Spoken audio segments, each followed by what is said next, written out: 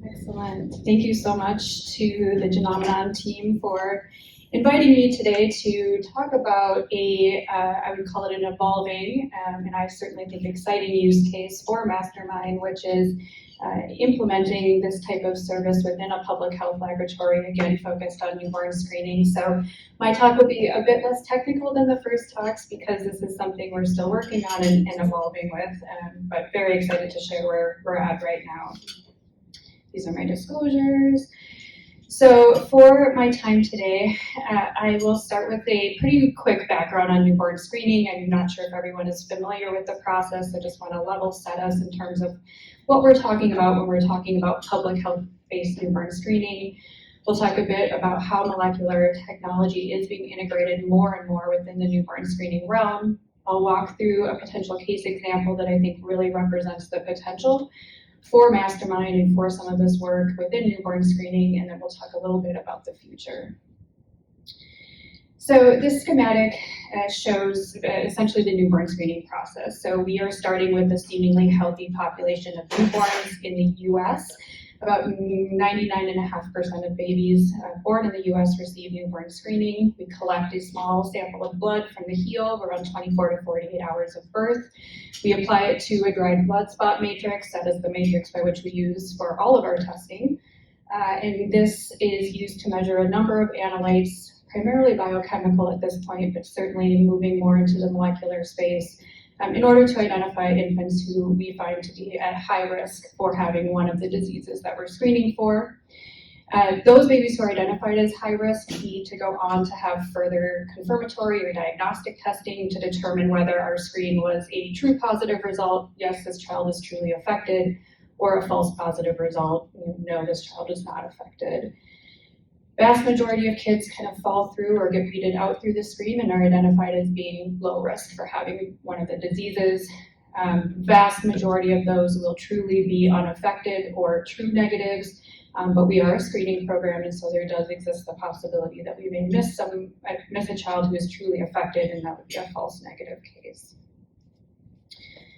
Whenever I talk about newborn screening, I kind of always fall back on these four key points, and I think they're really important for level setting some of the unique considerations that we have as we think about rolling out more genetic-based testing within the public health realm. So first and foremost, we are a public health program. That means that typically we are governed at a governmental agency, but of course, newborn screening is more than just that testing, that laboratory test itself. Successful newborn screening programs really bring together knowledge coordination from multiple stakeholders, from those in the hospital or the home who are collecting the specimen, to the labs themselves, to the downstream medical system who needs to take care of these children. Newborn screening within the United States they're state-based programs, so there's not a lot of federal oversight for newborn screening, which means that each state, it's really up to them to decide what they're going to screen for, how they're going to screen for it, and what kind of services they may provide. So we do see quite a bit of variation between newborn screening programs state to state, and this is becoming, in my opinion, an increasing issue and something that we're hoping to kind of solve with a project that I'm working on that I'll talk about later. Another important component about newborn screening is that they are mandated at the state level, so they're considered opt-out programs.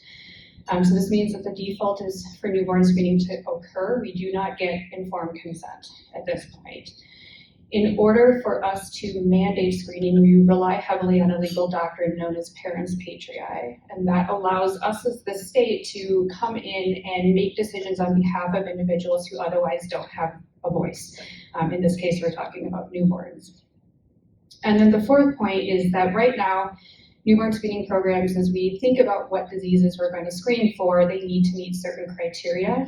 It's called the Wilson and Younger criteria, but really, I think one of the foundational pieces of what we're talking about when we talk about newborn screening is that the diseases we screen for have to be treatable. So we are not screening for things that yet do not have treatment. One of the components, and again, this will all kind of come back to why we're looking at models like Mastermind and integration of these services, is that we operate on not only a very high throughput laboratory kind of system. So when we look at birth census across the country, we have newborn screening programs receiving hundreds to thousands of specimens each day. And we operate based on federal guidelines on a very tight schedule. We try to report out all of our results by 5 to 7 days of life. So we take all that into account, the 24 to 48 hours where the specimen is collected, transit time, 1 to 2 days if we're lucky. We're talking 2 to 4 or so days of testing and interpretation. So in terms of molecular testing within newborn screening programs, by and large, we still remain highly biochemical in nature. It is cheaper and faster to do biochemical in many cases. But you can see here that we are seeing much more integration of molecular testing into newborn screening programs. That's for a number of reasons, including the fact that it is cheaper and faster than it previously has been, but also that molecular testing are not subject to a lot of the interferences that we see biochemically, especially in the newborn period. So you can see most states are performing at least some type of molecular test, and I'll talk a little bit more about that later. And we are starting to see a lot more programs doing actual full gene sequencing and needing to do variant interpretation now. So in terms of what type of molecular testing is being integrated into newborn screening programs, it's really kind of all across the board right now. So if we start at the bottom, this is where we see the vast majority of states at least doing a single gene variant panel. So most commonly, this is cystic fibrosis using a 139 or so variant panel. We also see it with some of our other conditions, galactosemia, VLCAD, and CAH. More recently, and I would say probably in the last 5 to 10 years, we are seeing an expansion to single gene sequencing. So recognizing the limitations of variant panels, we do have programs now doing sequencing for things like, again, cystic fibrosis, so doing the full CFTR gene, Krabbe, Pompe, MPS1, XALD. Many of our new conditions require some level of sequencing. We have some of our programs throughout the US who are looking now at implementing multi-gene panels. This has primarily been implemented for severe combined immune deficiency, which we know has a number of disease or a number of genes that may be associated with that phenotype. Exome sequencing, the Utah Newborn Screening Program, ironically as we're here, is exploring whole exome sequencing as a second tier. So it's a little different. They'll still do a biochemical first tier and then open up their exome sequencing to relevant genes based on what they find on the biochemical first tier. At least within the public health realm, there is no one really exploring whole genome sequencing at this point, though I think if you look at the agenda, there's certainly a lot of interest around the concept of whole genome sequencing in the neonatal period, and again, I'll talk a little bit about those projects as well, because I think they mirror and complement a lot of what we're thinking about doing in the public health space. So with that, I will pause for a second to just note on terminology, because this drives me nuts and I see it in the media all the time. We've been talking about newborn screening as a public health program. So we've talked about it is population-based public health. It is state mandated, opt-out, no consent. We rely on certain legal doctrines in order for us to be able to add these diseases and kind of take away the consent piece. And then we also talked about diseases must meet certain criteria. Sequencing of newborns is not the same as newborn screening. It's a different beast. It is typically done in the clinic or hospital. It is currently being done consented. It relies more because of the nature of the clinical piece of it. ACMG type medical guidelines for reportable findings. And of course, if we're talking true whole genome sequencing, which we are seeing largely in the kind of ICU environment, we can detect both treatable and untreatable diseases. I will say many of the sequencing projects that are happening in healthy newborns, even though they're being claimed as whole genome sequencing, they're not whole genome sequencing. They are on a genome backbone, but they're doing a gene and variant filter to treatable diseases. So I want to bring up one case example that I think highlights how we're going to have to really think about variant interpretation within a screening kind of matrix or a screening environment. And I'm going to use the example of X-linked adrenoleukodystrophy, which is one of our newer conditions added to newborn screening programs. So XALD is a peroxisomal disease, primarily affects the nervous system and adrenal glands. It is an X-linked condition, which will be important in a second, with pathogenic variants in the ABCD1 gene. Because it's X-linked, biological males tend to be more severely affected than biological females with 3 distinct phenotypes. So we have the most severe, which is a childhood cerebral phenotype, which is seen in about a third of patients. We then have kind of a later onset adrenal myeloneuropathy, or AMN, which we see in most older men with this disease.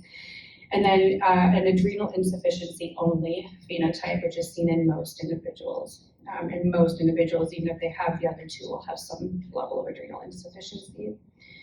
Female heterozygotes often do have symptoms and are affected later, and so they really should never be seen as kind of an unaffected carrier phenotype. They're really thought of as kind of affected female heterozygotes. It's an interesting gene in that there is, as far as we can tell, absolutely no genotype-phenotype correlation, even within the same family. So clearly there are other modifier genes not yet discovered for this disease. So as we think about rolling this out, and as we have rolled this out with the newborn screening, it's been messy. There are a number of variants that we know of in the ABCD1 gene. Most are familial variants. When we look at the programs who are doing sequencing, we're finding near equal numbers of VUSs to pathogenic, likely pathogenic, which is not surprising. We fully expect to see this when we're opening up sequencing more at a population level where all we have is a biochemical phenotype. Again, that inability to predict the phenotypic severity is a difficult conversation to have in the newborn period with newborns and with new parents. And much of the variant information is largely housed in a very specific database, which has no API, no anything to be able to get information out of. And then again, as we think about this for newborn screening, this is our first X-linked disease, which has really raised the bar in terms of us thinking about the need for cascade testing of other family members, much more than we're used to with our other diseases, which are primarily autosomal recessive.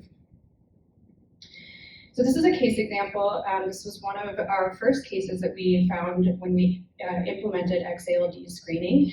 So we have our newborn here who tested positive on newborn screening. And you can see from the family tree that there are a number of male siblings who we are really concerned about at this point, because they are really in that time period where we start to see symptoms for this disease, and they were all born prior to newborn screening for XALD. So as we did our testing, we found the C823C/T variant, and there was really very little information about this. A single submitting laboratory without really any supporting evidence. We did a lot of the tools that have been described in terms of variant classification, and ultimately determined this to be a variant of uncertain significance. What would have been helpful at the time, because that took an obscene amount of time to do, is to have Genomenon and Mastermind.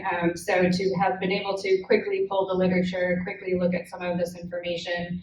You can see even now, I just pulled this, there's only 2 papers on this variant, including the one that we published.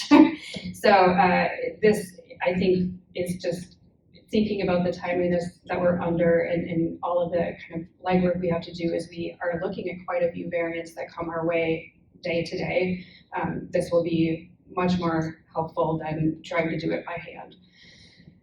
So this is after further testing of the family, and you can see that quite a few family members were found to have the same variant. And so we were able to segregate the disease, the variant, with a biochemical phenotype, elevated very long chain fatty acids. This is another interesting part about the disease, is that the onset is a bit later, so we often can only make like a molecular or biochemical diagnosis before we truly know, again, what the clinical diagnosis is going to be. So based on this Based on seeing some clinical phenotypes in some of the males as well, we did go back and classify it as likely pathogenic. So where do we go from here? For this, I'm going to present a project that I'm helping to oversee with the Newborn Screening Molecular Biology branch of CDC. I do need to say that I am a contractor for CDC. I am not a federal employee. Anything I say should not be construed as coming from the CDC, and that should keep me out of jail, I think. So with that, we're really excited to think about how we can roll out a national newborn screening kind of end-to-end solution for newborn screening programs across the country. I mentioned earlier that there's a lot of variation in states. I don't know if you know this, we've been in a pandemic. We've lost a lot of public health people. We're in a workforce crisis. And so in an effort to try to kind of get newborn screening programs the tools that they need to actually implement this testing, we really wanted to take this on at the CDC and try to provide a platform for all newborn screening programs to use. So this is a schematic of what we're building right now. So we'll have the state newborn screening program send us sequencing and metadata. We have a platform built within our Office of Advanced Molecular Detection called LIMS Lite, which will essentially be the bioinformatics piece of it. So it will do all of the QC, the reference alignments, and apply a bioinformatics pipeline, and then spit out an annotated BCF file. Which will go to this our kind of national newborn screening platform that we're building called Eden, where programs can actually go through the variant interpretation process. And that's where Mastermind will come in for us. So within Eden, we are trying to make it one-stop shopping, I guess, for variant interpretation. So we're using APIs from a number of evidence sources, and then including Mastermind, so that we can really give programs the ability to curate the literature, look through the literature at the time, in the time frame that they need. Very similar to, I think, what Dr. Baker asked in terms of providing information back to Mastermind. This is a conversation we've had a lot with them because we fully expect to see a lot of new variants, have some new information on new variants. So talking about not only how can we take from them, but how we can give back to Mastermind as well in terms of what we'll be identifying through a kind of more of a population health system. So this is just kind of what it will look like. We're pretty new into development, but hopefully we'll be live in production by the end of this year. So programs will be able to see their variants, assign interpreters to the variant. We also want this to be fairly collaborative, so making sure that programs can see if another newborn screening program has seen this variant already, how they interpreted it, and if there's any additional information that they can pull from that. We will, again, be using the Mastermind API to pull in literature and additional information, while also giving them access to go out and utilize Mastermind more robustly and things we can't pull in through the API. You can see that we will have kind of several reviewers. Most of our programs use 2 to 3 reviewers for their variant interpretation. They'll be able to go through by themselves, and then we'll have a consensus screen for the program to do their consensus. So that is what we hope to be the future of molecular testing within newborn screening, and again, contributing not only to better screening for these babies, but I think hopefully to overarching kind of our knowledge of variants and their correlation with disease. So with that, I will end, and I'm happy to take any questions.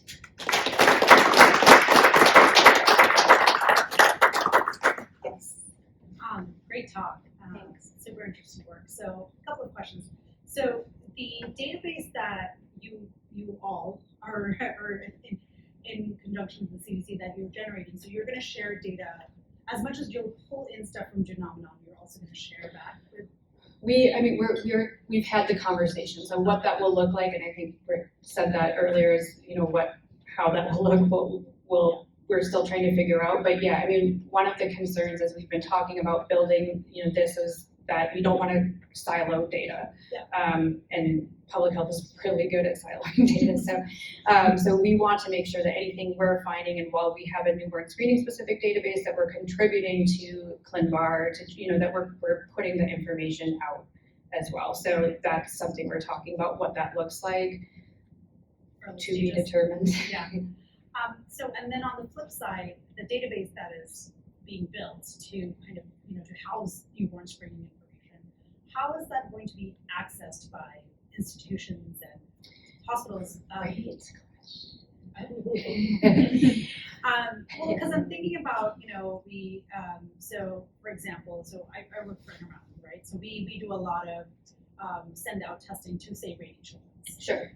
Especially those cases in the NICU, PICU, that type of stuff. So you can imagine the amount of data that Brady has accumulated, and a lot of other. They're just an example that we've worked with. So that'd be really interesting to see how you capture that level of information through and different platforms, right? Some hospitals are doing, like you said, whole genome and rapid, ultra rapid. Even locally, ERUP is working on things. So So the access piece has been a hot topic of conversation, as you can imagine, both at the federal government and also, at least with newborn screening, we're talking about unconsented data. On rare disease patients where identifiability is a real issue. So we are currently looking at building this, kind of having 3 distinct pieces. So we'll have a distinct area where programs will have access really in the minutia to their own patient data, where they will actually be using it to make calls and do their workflow and stuff. So that will be kind of locked down to them in terms of a little bit more identifiable type information. We do want to build, because we certainly understand the potential utility of all of this data, so we are looking at building another area which will be more accessible and open to others, which would be aggregate data, so that you can really look at these variants were found or these genotypes were found. You can correlate them to the biochemical phenotype that we found on newborn screening. We are also working on trying to get at least the diagnostic clinical data in. So that would be the area I would see would be more accessible to individuals who are wanting to go and see what's been going on, where can I play around. It took 2 years for us to get our data use agreement signed or approved. So everyone who has access would need to sign a data use agreement. And then we would have access through the CDC's authentication system for access. I don't know if that fully answers your question, but I think I mean, I just think there's 2 aspects of such databases, right? There's obviously ability, so variant scientists and such, to be able to search, and especially newborn screening, or even like PICU level stuff where you don't know much. We still don't know much in cancer, but like definitely the newborn stage. So I think there's that aspect of it, but I think the other aspect of it is being able to get data from institutions. So there's ability to search data and search the database, and the only way that can improve and get better is if you are able to get these large institutions who've been doing newborn screening and various types of them, right? Genomes, rapids, all of those things over the years, have them to put the data, convince them, I should say, to get that data into the federal database. I mean, we've the focus of this primarily has been on state public health newborn screening programs, potentially with we would love to see it used internationally for international newborn screening programs as well. But certainly I would say like the NIH and others have said, this would be great for these other projects that are doing not necessarily public health newborn screening, but they're testing in newborns and having that newborn data. So we're starting to think through what that might look like. Is that part of the consent process to ask if the parents would divulge the data to databases? So not in the newborn screening, I mean in the rating stuff. That's a good question. I am not familiar with what the consents look like for like the RADI projects and what kind of stipulations they have for data sharing. I'm not sure. Oh, someone might ask. So state of California did this in a really nice way. So they kind of built up that Baby Bear project, Right. essentially, and then Brady was kind of the beginning of it. And then at the state level, the entire UC health system, they went ahead and, I mean, not all newborn screening across all UC health systems is the rapid genome or even a genome. Some of them, like you mentioned, is a more basic molecular testing, but that's the way they kind of have made that more viable and possible in data sharing. So if you have a kid in Southern California, if they are in the UC health system, it is across the entire state. And I think the NICU, PICU specific stuff, the way they were able to do a lot of data sharing consent was through that Baby Bear project, which was specifically funded by their state, their public health. Thank you. One more question?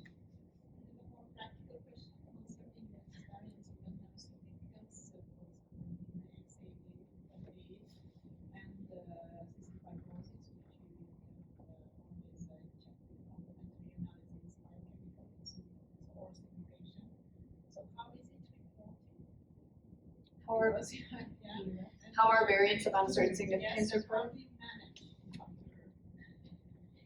Because it's devastating for the family. Yeah. Such a reason. Yeah, no, it's a great question. I don't think it's something we've done a particularly great job of, to be honest. Trying to communicate to a new parent a high anxiety news and then an ambiguous news is awful. So each state does this a little differently, and I could say that till the cows come home, but it's generally reported as a variant of uncertain significance with a positive biochemical phenotype that we need to continue to follow and work up. And so they will go into diagnostic testing. We'll try to get a better handle on what's going on, but for diseases like XLD, it's really difficult because they don't present clinically for a while. So there is this concept kind of patience and waiting that we have to be really cognizant about. So I would say, as much as we can provide support, I'm going to say genetic counseling because I'm super biased as a genetic counselor. But if we can have someone who's able to talk to these families, describe what we're trying to do with newborn screening, and that we don't simply know everything right now, but here's what we're going to do together to try to figure it out, is the best we can do. Thank you so much. Thank you.